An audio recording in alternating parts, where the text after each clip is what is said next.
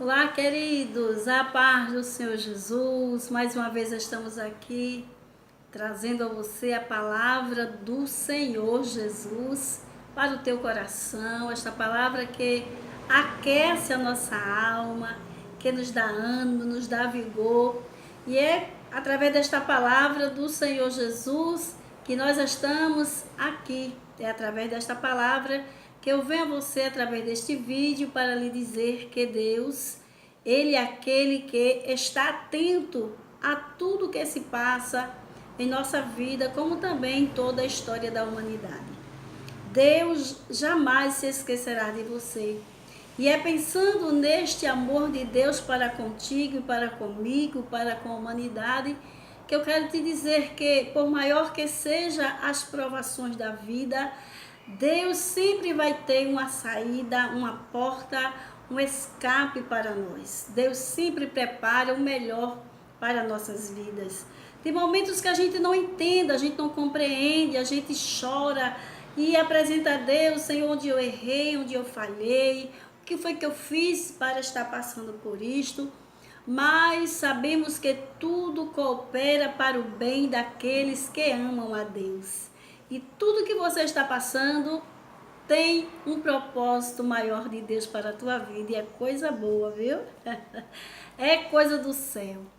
E eu quero ler contigo um texto na palavra do Senhor, que se encontra no livro de Lamentações, segundo algumas linhas teológicas, diz que foi o próprio Jeremias quem o escreveu devido à sua linguagem, à sua forma de prescrever a história, pois ele foi testemunha de tudo que ocorreu ali na sua nação de Judá, no meio do seu povo. Então ele vai transcrever com muita clareza todo o sofrimento daquele povo.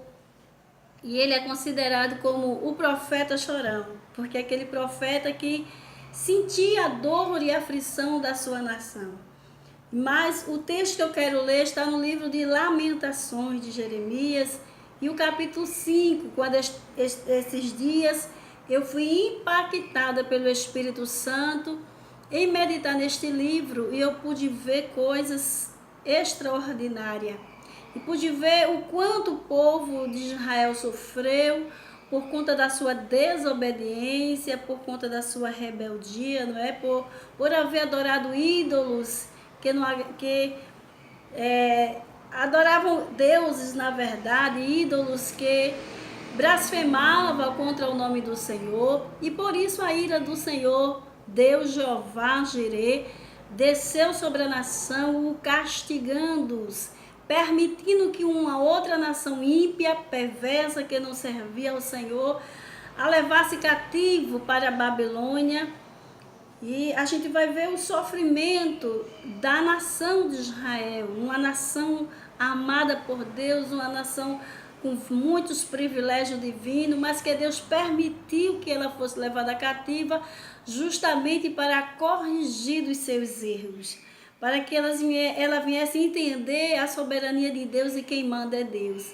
Então, para que a gente também não entre nesse declínio espiritual, para que a gente não venha perder a nossa fé no verdadeiro Deus, eu acredito que foi por isso que o Espírito Santo pôs em meu coração esta palavra, para estarmos unidos em um só amor e um só propósito, confiando, tendo esperança nele, porque ele é maior. E também para nós não nos contaminarmos, não é, com qualquer tipo de práticas, de atos que venha desagradar o Senhor, amém?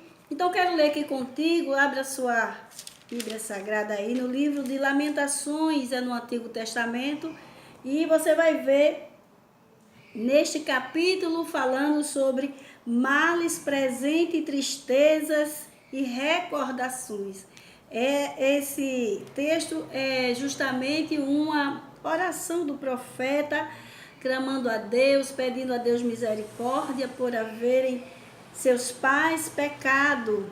E aqui ele vai fazer um relato da opressão que ele vivenciou também naqueles dias.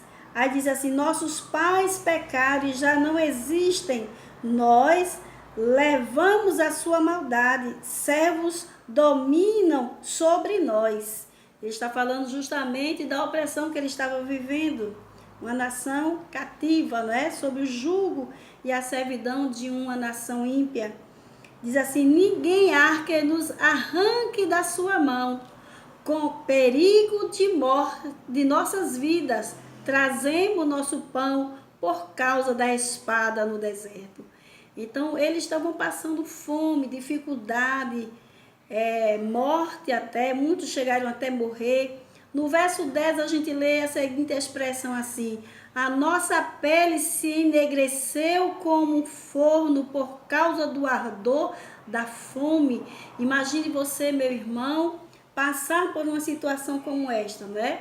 A fome era tão grande, o desespero, a necessidade, que a pele deles envelheceram, ficaram totalmente queimada. E é o que acontece com uma pessoa que está passando por grande fome. Ela perde o líquido, né, do seu corpo e vai secando, definhando. E o profeta faz a Deus esse apelo, mostrando a Deus a condição da sua nação, do seu povo.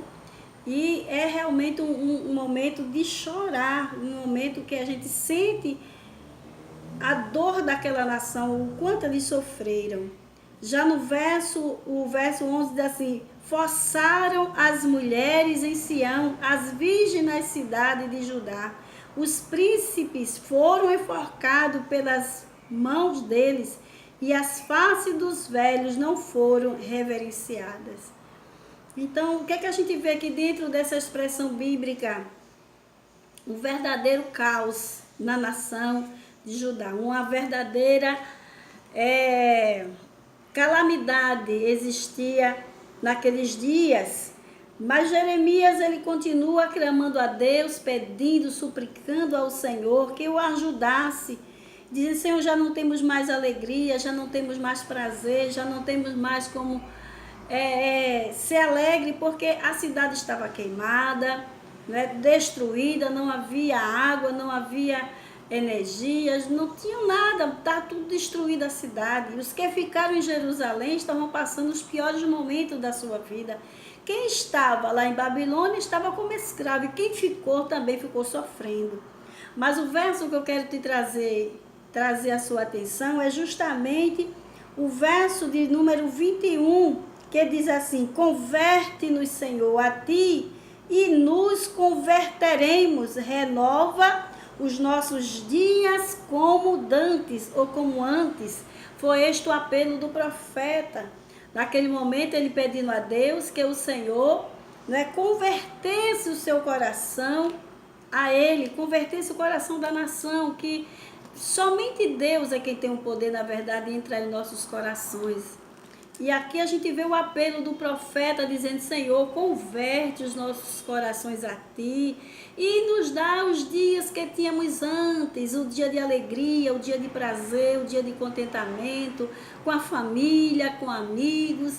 Vivíamos muito bem, Senhor. Então, faz com que esses dias bons na nossa vida voltem. E é isso que todos nós queremos quando estamos passando pela grande provação na vida. Senhor, eu era feliz e não sabia. Mas aqui a gente vê o profeta Jeremias clamando a Deus, orando ao Senhor. E a palavra que eu tenho de Deus para o teu coração é que você tenha esperança. Que você não perca a sua fé, que você não perca a sua visão espiritual, por mais difícil que ela seja. Continua confiando no Senhor. Ele é a tua fortaleza.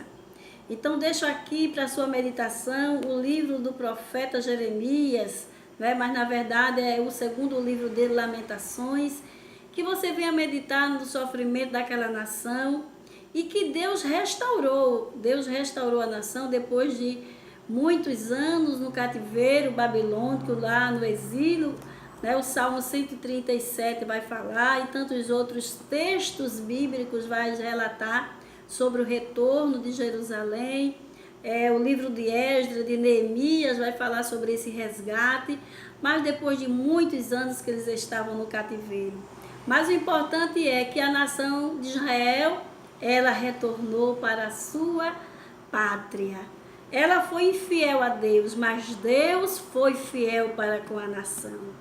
Meu amado e minha amada irmã, você que me escuta, que parou um pouco para ouvir esta palavra.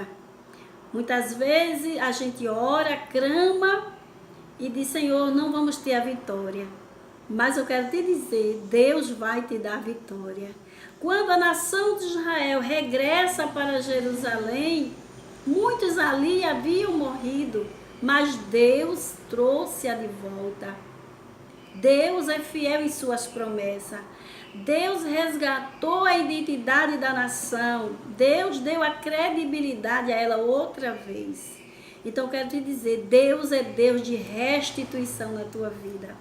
Levante a sua cabeça, tome posse da sua vitória já pela fé em Cristo Jesus. Pois diz o Senhor em sua palavra que Deus amou o mundo de tal maneira que deu seu Filho unigênito, para que todo aquele que nele crê não pereça, mas tenha a vida eterna. Então que você possa se reconciliar com Deus e desfrutar das bênçãos do Senhor, sem que seja preciso ir para o cativeiro, para a opressão, para sofrer desastres terríveis na vida. Então se curve a Deus, peça a Deus perdão, esta é a palavra.